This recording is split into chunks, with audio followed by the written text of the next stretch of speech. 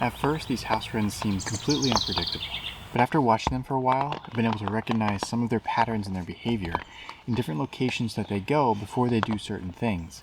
And recognizing these makes filming and photographing this behavior a lot easier.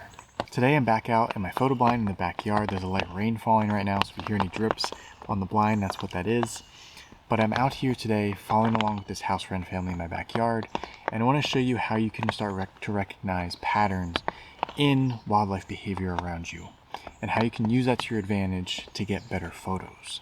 And one of the common things that I see with photographers is they locate a subject, they immediately raise their camera and start taking photos. And then a lot of times, often they just continue to move on, leaving that subject there. What you can do instead, which provides even better opportunities, is after you get that initial photo, put your camera down and just observe them for a few minutes.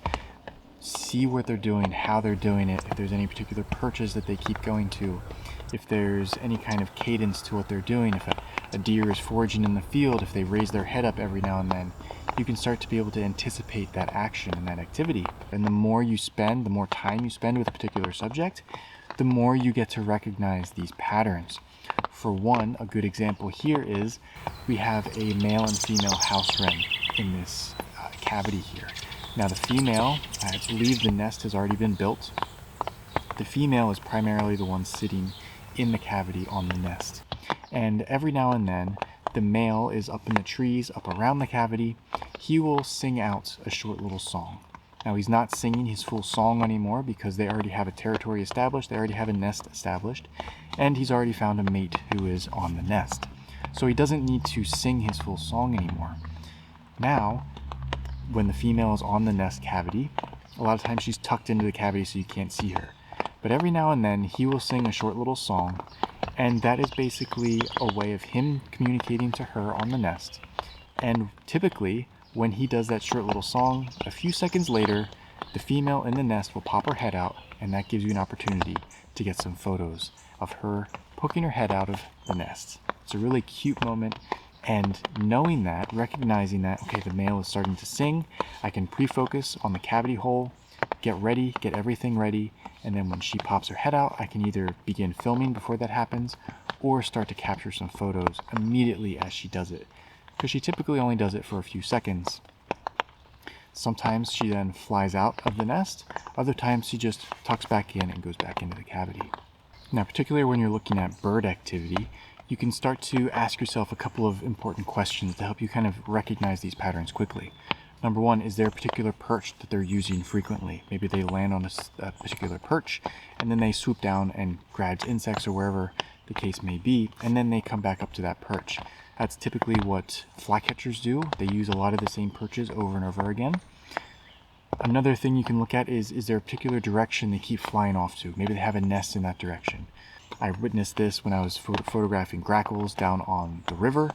The grackles would come along the banks, grab a bunch of insects, and then fly off across the river, presumably where their nest was to feed their young. In this instance, when you're photographing our birds around their nests, do they pause in a particular location before they enter the nest to try to make sure the area is safe?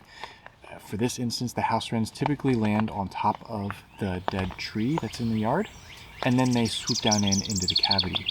Another thing that I've seen happen pretty consistently is both birds actually come over the cavity together. The male perches on top of the cavity, and then the female flies right into the cavity. So it's almost like the male is watching over the area, making sure it's safe, so that the female can then enter the nest.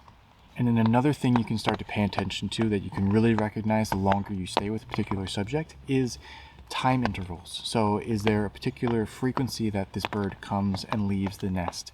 Are they gone for a certain amount of time? All of these things can really help you anticipate when they're going to come back into the location so you can be ready during those time intervals. A lot of times there's a lot of downtime, especially when you're photographing birds a lot around their nests, because they're either in the nest and just being still and quiet, or there's just not much activity in between feedings. And the longer you spend with a subject, the more you're going to recognize these behaviors. So I've had this blind set up in the backyard for about 3 weeks now, and I have it positioned so that the birds typically land on some branches farther back behind the cavity. And the male actually just landed on the cavity right now. And he actually has some worms in his mouth. which is awesome. Which means he's probably going to come here to feed the female.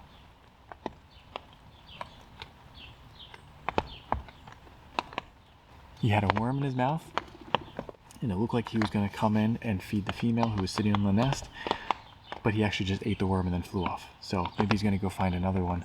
But this is a good example where, okay, look at my watch.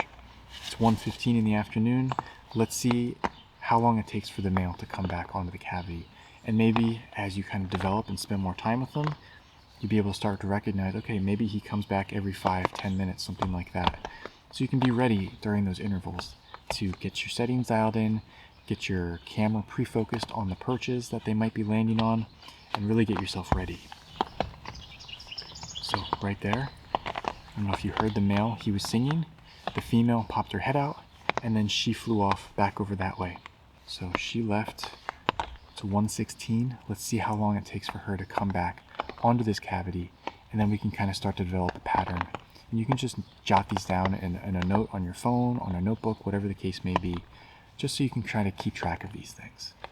So then now you start to recognize these patterns. Now what? What's the advantage, right? Well, you stop reacting to behavior in front of you and you start to anticipate the behavior in front of you. That means you're not fumbling around with your camera when the wildlife shows up. You're ready, everything's dialed in, you have your camera pre-focused, all of your settings, you don't need to worry about your camera. Instead, you can focus solely on composition and getting interesting behavior shots of the subjects in front of you. And that mindset shift really allows you to go from just getting snapshots to getting interesting compositions. Now, these patterns don't only exist with birds around their nests, right? Birds around their nests are really an easy way to be able to see patterns because they're coming back in a predictable location.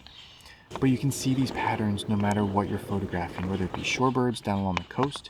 You can start to recognize patterns of how they move about and how they forage. You can look at waterfowl, patterns of when they might start to flap off their wings. So the next time you find a subject out in the field, spend some time with it. Don't just take a couple snapshots and then move on.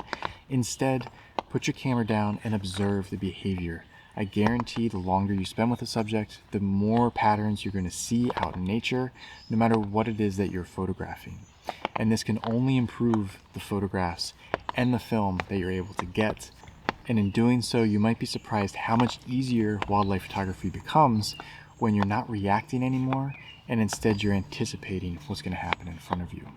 So now that we talked about being patient and being able to recognize patterns out in the field, next week, part of this mini-series with the House Wren family, we're going to be talking about how to stop just taking portraits of the subjects and instead be able to get and capture behavior in your photos and how that can improve your compositions and the images you're able to get of the subjects in front of you. So that's going to be it for this Tips Tuesday. I hope you enjoyed, and I will see you in next week's Tips Tuesday.